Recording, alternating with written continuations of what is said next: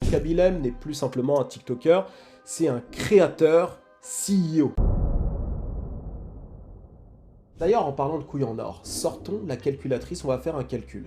Je t'ai dit en intro que le deal de Kabilem avec cette boîte était de presque 1 milliard de dollars. En faisant un petit peu mes recherches, j'ai vu qu'un post chez Kabilem, c'est 750 000 dollars. Donc c'est énorme. Donc ça veut dire que si il fait un post promotionnel par jour pendant 3 ans, il arrive à 820 millions de dollars. Donc on n'est pas loin du milliard finalement. Alors comme tu t'en doutes, c'est pas la stratégie de RS de faire un post par jour.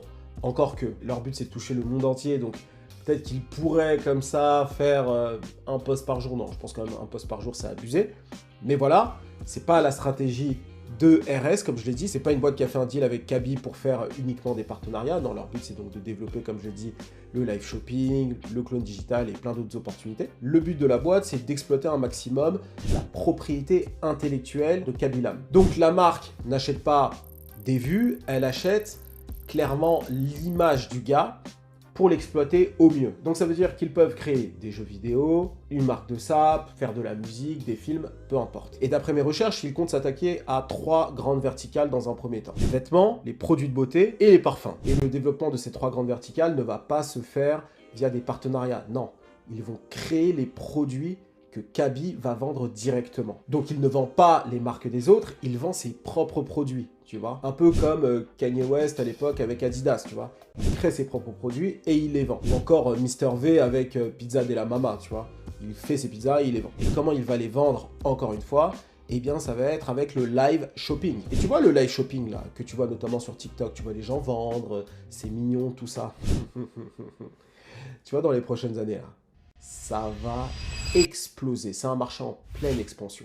En Asie, c'est ultra big. Je parlais avec un créateur de mon programme qui fait du live shopping. Foodil, si tu vois cette vidéo, big up à toi.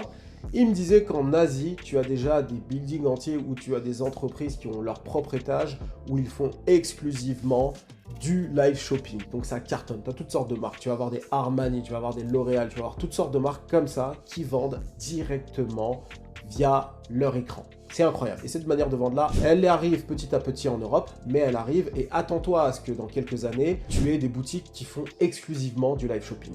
On en reparlera, mais je ne pense pas que je fais une prédiction folle en disant ça. Et donc avec Kabylam, le but est d'importer le live shopping en Occident, parce qu'en Chine, ça pèse déjà des centaines de milliards de dollars. En France, le live shopping est en pleine explosion. On estime que ce marché pourrait représenter une part significative du e-commerce d'ici 2026, avec des taux de conversion jusqu'à 10 fois supérieurs à celui du e-commerce